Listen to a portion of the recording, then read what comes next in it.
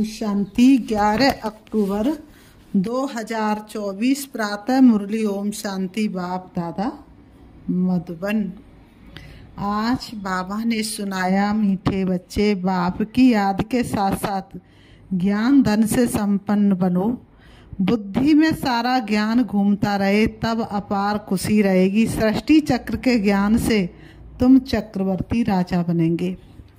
मीठे बच्चे, बाप की याद के साथ साथ ज्ञान धन से संपन्न बनो। बुद्धि में सारा ज्ञान घूमता रहे, तब अपार खुशी रहेगी। सृष्टि चक्र के ज्ञान से तुम चक्रवर्ती राजा बनेंगे। आज की मुरली से बाबा ने प्रश्न किया, किन बच्चों मनुष्यों की प्रीत बाप से नहीं हो सकती है?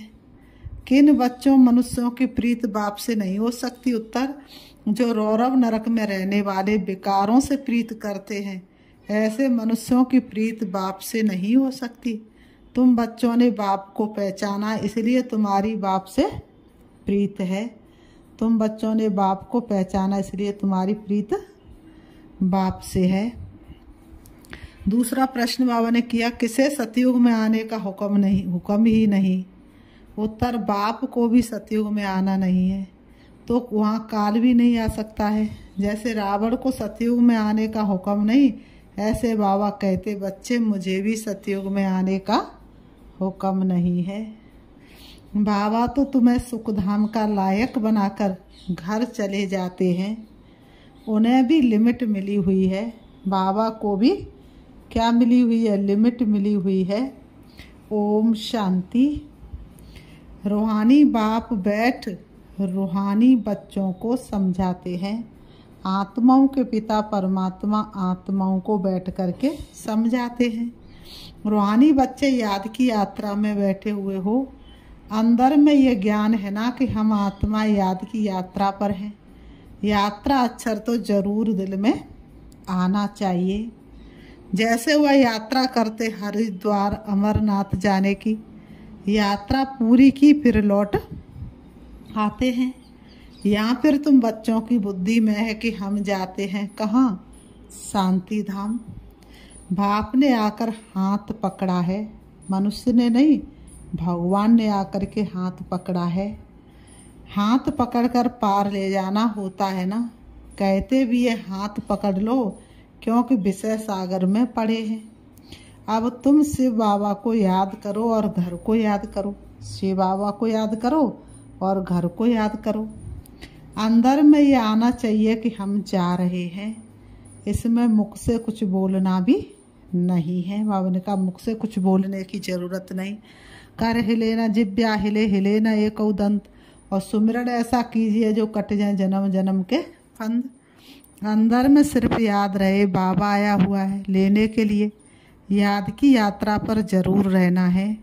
इस याद की यात्रा से ही तुम्हारे पाप कटने हैं, तभी फिर उस मंजिल पर पहुँचेंगे। याद की यात्रा से जब तक पाप नहीं कटेंगे तो मंजिल पर कैसे पहुँचेंगे?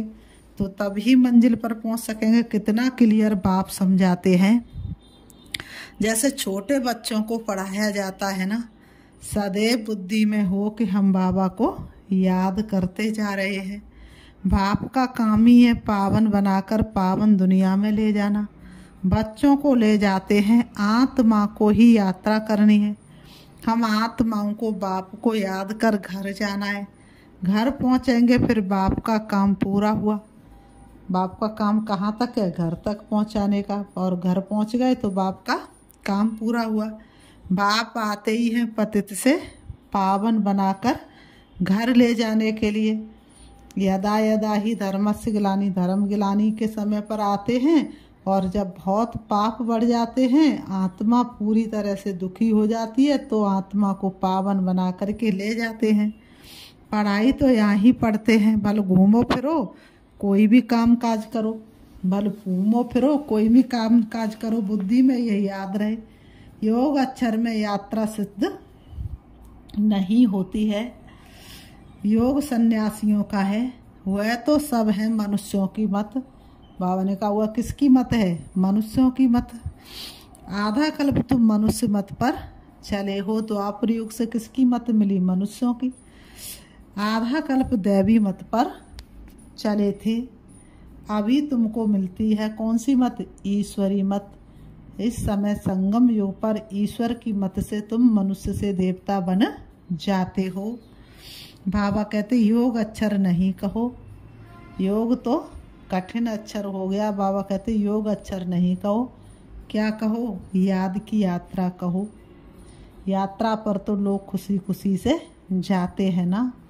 तो बाबा कहते आत्मा को ये यात्रा करनी है, वह होती है जिस्मानी यात्रा।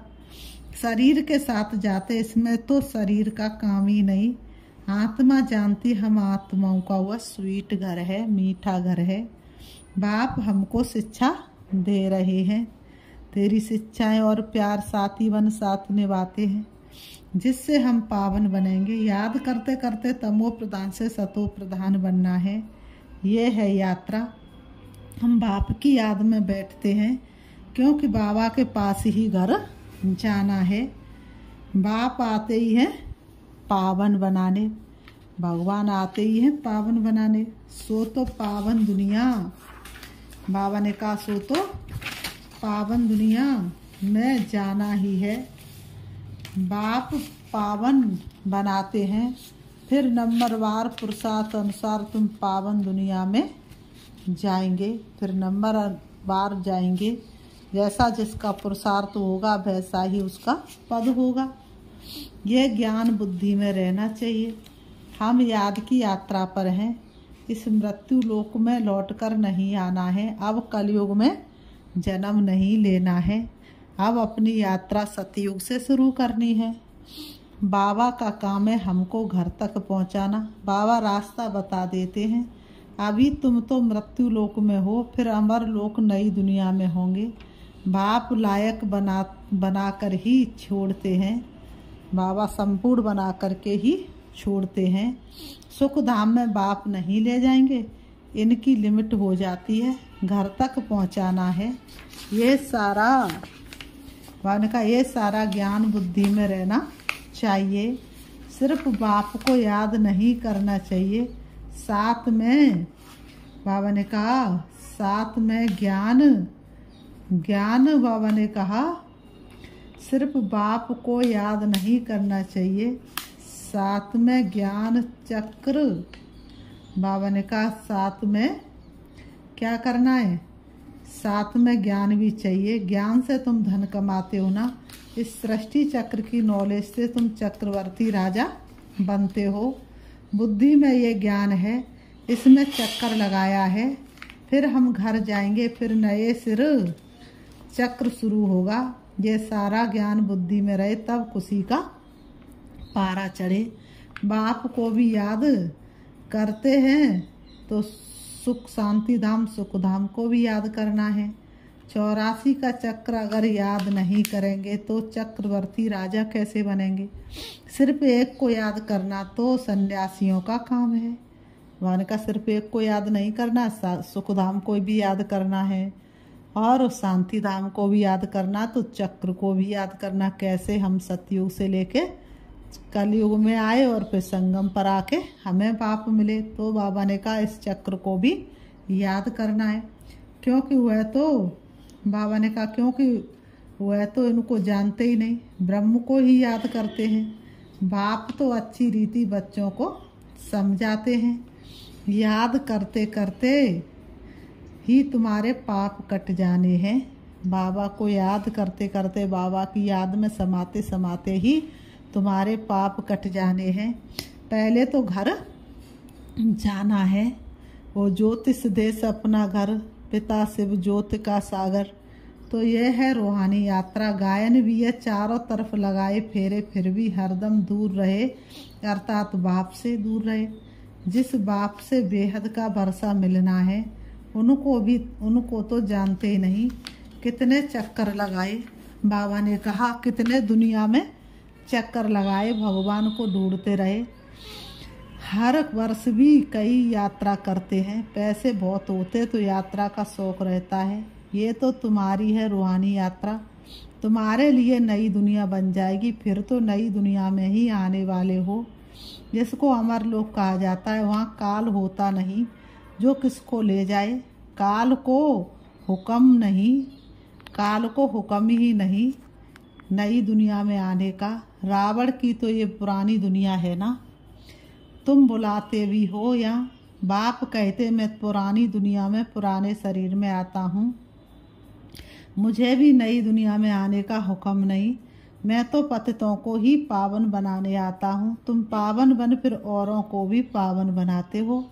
सन्यासी तो भाग जाते हैं, एकदम गुम हो जाते हैं, पता ही नहीं पड़ता है कहाँ चला गया, क्योंकि वह ड्रेस ही बदल लेते हैं। जैसे एक्टर्स रूप बदलते हैं, कभी मेल से फीमेल बन जाते हैं, कभी फीमेल से मेल बन जाते हैं, तो कोई पहचान भी नहीं सकता। ये भी रूप बदलते हैं। सतयुग में थोड़ी ही ऐसी बातें होंगी।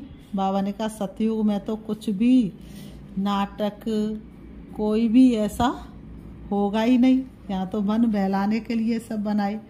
बाप कहते हम आते ही हैं नई दुनिया बनाने। आधा कल्प तुम बच्चे राज्य करते हो, फिर ड्रामा प्लान अनुसार द्वापर शुरू होता है। देवताएं वाम मार्ग में चले जाते हैं। बाबा ने कहा द्वापर युग शुरू होता है और आत्मा पर जंग चढ़ना शुरू होती है। देवता जो 16 कला संपूर्ण थे वो वाम मार्ग में चले जाते हैं। उनके बहुत गंदे चित्र भी जगन्नाथपुरी में है। जगन्नाथ का मंदिर है, यूं तो उनकी राजधानी थी, जो खुद विश्व के मालिक थे। वह फिर मंदिर में जाकर बंद हुए, उनको काला दिखाते हैं। इस जगतनाथ के मंदिर पर तुम बहुत समझा सकते हो और कोई इनका अर्थ समझा नहीं सकते। देवता ही पूज्य से पुजारी बनते हैं। वह लोग तो हर बात में भगवान के लिए कह देते हैं आप ही पूज्य और आप ही पुजारी। भगवान के लिए कह देते आप ही पूज्य आप ही पुजारी। आप ही सुख देते हो और आप ही दुख देते हो। बाप कहते मैं तो किसको दुख देता ही नहीं हूँ। ये तो समझ की बात है। बच्चा जन्मा तो खुशी होगी, बच्चा मरा तो रोने लग पड़ेंगे। कहेंगे भगवान ने दुख दिया। अरे ये अल्पकाल का सुख दुख हमको रावण राज्य में ही मिलता है। भगवान ऐसा सुख और ऐसा दुख नहीं देते हैं। मेरे राज्य में दुख की बात नहीं होती। सतयुग को कहा जाता है अमर लोक। इनका नाम ही है मृत्यु लोक। अकाल है, मर पड़ते हैं, वहाँ तो बहुत खुशियाँ मनाते हैं। आयु भी बड़ी रहती है। बड़ी में बड़ी आयु 150 वर्ष की होती है। यहाँ भी कभी कभी ऐसे कोई की होती है, परंतु यहाँ तो स्वर्ग नहीं है ना। बाबा ने कहा सतयुग में तो कितनी 150 वर्ष की उम्र होती है, लेकिन 150 वर्ष की उम्र में ना तो कोई रोग हो लगता है ना कोई परेशानी होती है। यहाँ तो अगर कोई 150 वर्ष की उम्र पूरी करे तो कितना शरीर जड़जड़ीभूत हो जाएगा। बाबा ने कहा कोई शरीर को बहुत संभाल से रखते तो आयु बड़ी भी हो जाती है, फिर बच्चे भी कितने हो जाते हैं, परिवार बढ़ता जाता है, वृद्धि जल्दी होती है। जैसे झाड़ से टालियाँ निकलती हैं, 50 टालियाँ और उनसे और 50 निकलेंगी, कितना वृद्धि को पाते हैं। यहाँ भी ऐसे, इसलिए इनका मिसाल बढ़ के झाड़ से देते हैं। सारा झाड़ खड़ा है, फाउंडेशन है नहीं। यहाँ भी बाबा ने कहा यहाँ भी आदि सनातन देवी देवता धर्म का फाउंडेशन है नहीं। कोई को पता ही नहीं देवताएं कब थे, वह तो लाखों वर्ष कह देते हैं। आगे तुम कभी ख्याल भी नहीं करते थे, बाप ही आकर ये सब बातें समझाते हैं। तुम अभी बाप को भी जान गए हो और सारे ड्रामा के आदि मध्य अंत ड्यूरेशन आदि सबको जान गए हो। बाबा कहते नई दुनिया से पुरानी दुनिया और पुरानी दुनिया से नई दुनिया कैसे बनती है ये कोई भी नहीं जानते। दुनिया में कोई भी मनुष्य इसको नहीं जानते। तभी तुम बच्चे याद की यात्रा में बैठते हो। ये यात्रा तो तुम्हारी नित्य चलनी है। घूमो फिरो परंतु इस याद की यात्रा में रहो। ये है रूहानी यात्रा। तुम जानते हो, बाबा ने कहा तुम जानते हो, भक्ति मार्ग में हम भी उन यात्राओं पर जाते थे। बहुत बार यात्रा की होगी। जो पक्के भक्त होंगे बाबा ने समझाया है। एक शिव की भक्ति करना, वह है अव्यभिचारी भक्ति। बाबा ने कहा एक शिव की भक्ति करना हुआ है विचारी भक्ति, फिर देवताओं की होती है, फिर 5 तत्वों की भक्ति करते हैं। सबसे पहले द्वापर युग में किसकी भक्ति शुरू होती है? शिव की, फिर किसकी? देवताओं की। कलयुग में आते आते तो 5 तत्वों की पूजा होना शुरू हो जाती। देवताओं की भक्ति फिर भी अच्छी है क्योंकि उनका शरीर फिर भी सत्व प्रधान है। मनुष्यों का शरीर तो पतित है ना, वह तो पावन है। फिर द्वापुर से लेकर सब पतित। बाबा ने कहा वह तो पावन है। बाबा ने कहा देवताओं की भक्ति फिर भी अच्छी क्योंकि उनका शरीर फिर भी सत्व प्रधान है। मनुष्यों का शरीर तो पतित है ना, वह तो पावन है। फिर द्वापुर से लेकर सब पतित बन पड़े हैं, नीचे गिरते आते हैं। सीढ़ी का चित्र तुम्हारे लिए बहुत अच्छा है समझाने का।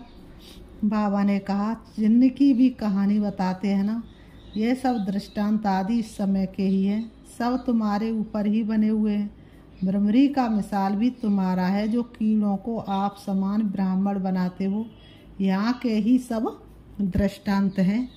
बाबा ने कहा सारे दृष्टांत सब यहाँ के हैं। तुम बच्चे पहले जिस्मानी यात्रा करते थे, अभी फिर बाप द्वारा बाबा ने कहा रूहानी यात्रा करते हो, सीखते हो। ये तो पढ़ाई है ना।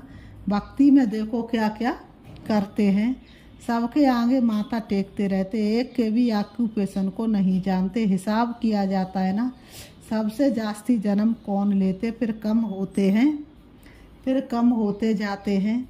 ये ज्ञान भी अभी तुमको मिलता है, तुम समझते हो बरोबर स्वर्ग था। भारतवासी तो इतने पत्थर बुद्धि बने हैं, उनसे पूछो स्वर्ग कब था तो लाखों वर्ष कह देंगे। अभी तुम बच्चे जानते हो हम विश्व के मालिक थे, कितने सुखी थे। अब फिर हमको बेगर टू प्रिंस बनना है। दुनिया नई से पुरानी होती है ना, तो बाप कहते मेहनत करो। ये भी जानते माया घड़ी घड़ी भुला देती है। बाप समझाते हैं बुद्धि में सदैव, बाबा ने कहा बाप समझाते हैं बुद्धि में सदैव ये याद रखो, हम जा रहे हैं। हमारा इस पुरानी दुनिया से लंगर उठा हुआ है। लंगर किसको कहते हैं? देखा है ना आपने नाव को? नाव कहाँ बंधी होती है?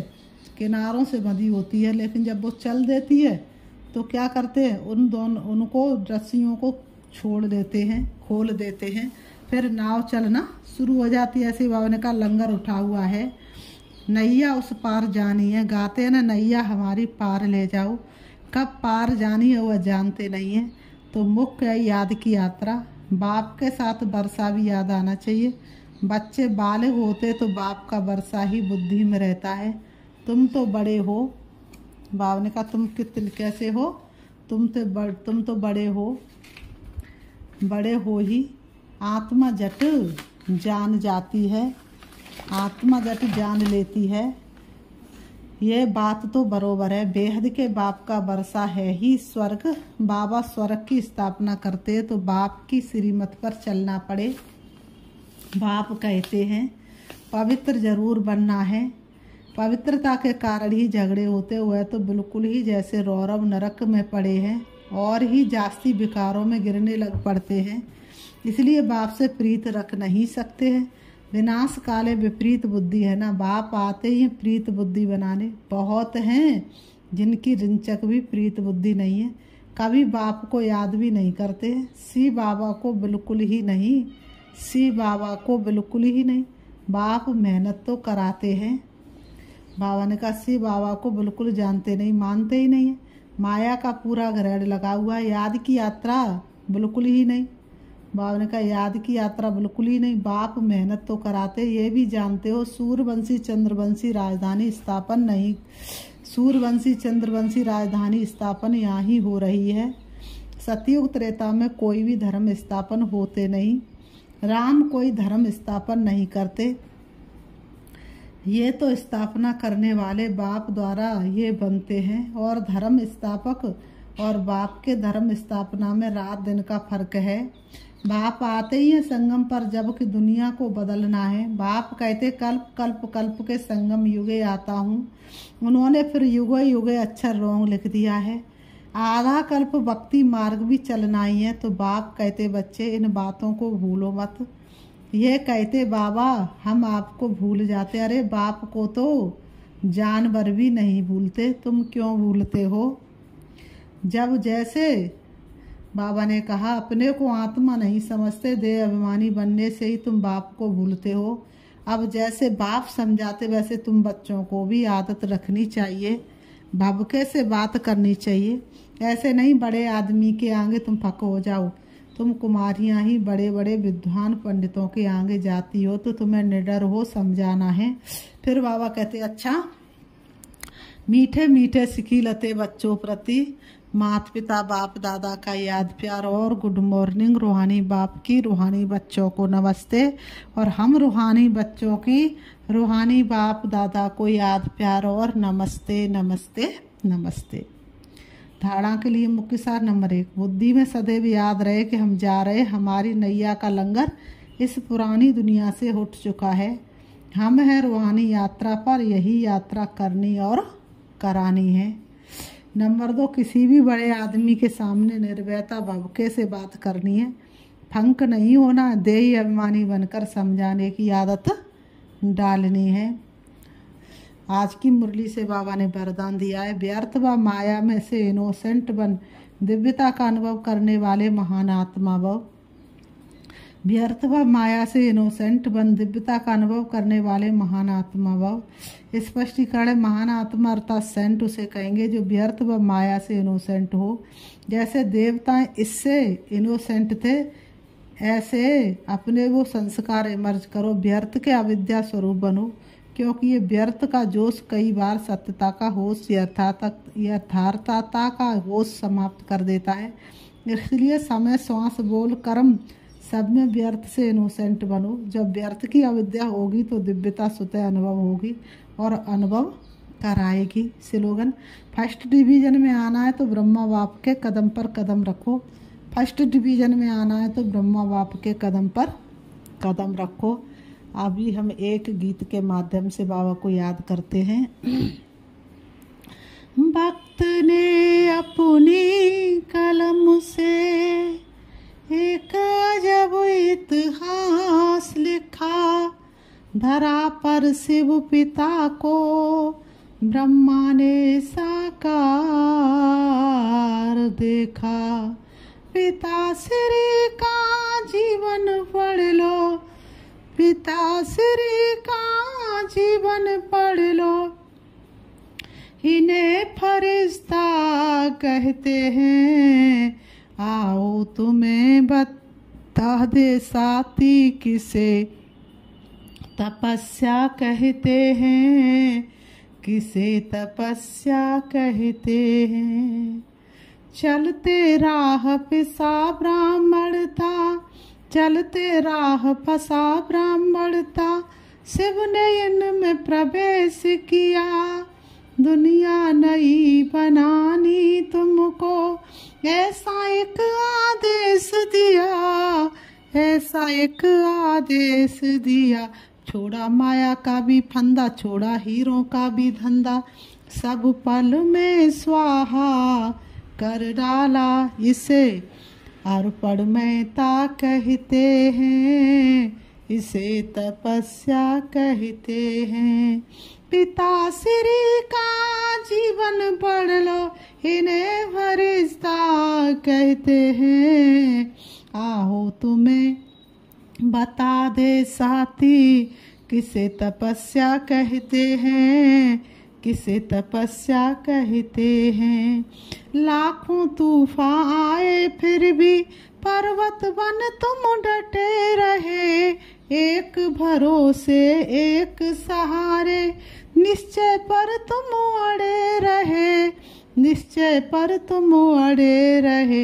हुए अपने बेगाने सारे कसते उन पे ताने, फिर भी चलते रहे सीना ताने। इसे सहनशीलता कहते हैं, इसे तपस्या कहते हैं। वो भी घड़ी आखिरी आई हो, वो भी घड़ी आखिरी आई, एक भीषण संघर्ष था, कर्म योग और कर्म भोग पर विजय मिली उन्हें हर्ष था। थी पुकार प्यारे बाबा की, बच्चे भी थे अति प्यारे, पर बेहद से भारत तोड़े, तुम हद के बंधन सारे, तुम हद के बंधन सारे। किया ऐसा था कमाल, पल में तोड़ा तन का जाल, पंछी जाके बैठा वतन में। इसे सभी फरिश्ता कहते हैं, इसे तपस्या कहते हैं, इन्हें फरिश्ता कहते हैं, इसे तपस्या कहते हैं। ओम शांति।